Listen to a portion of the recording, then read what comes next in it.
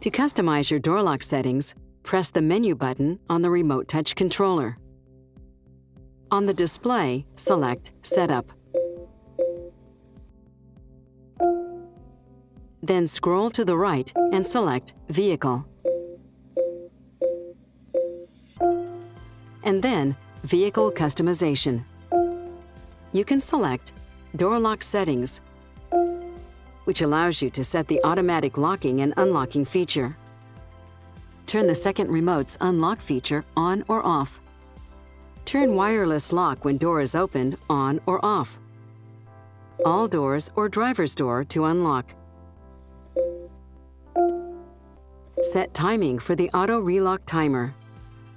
And adjust lighting and how loud the tone is when you lock and unlock the vehicle with your smart access key.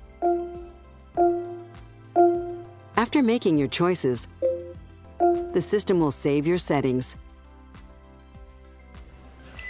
To return to regular system functionality, press the map or menu button on your controller. For more information, you can check out the other helpful Lexus how-to videos, or go to lexusdrivers.com and check out the My Lexus section. If your vehicle is equipped with navigation, reference your Technology Quick Guide that came with your vehicle.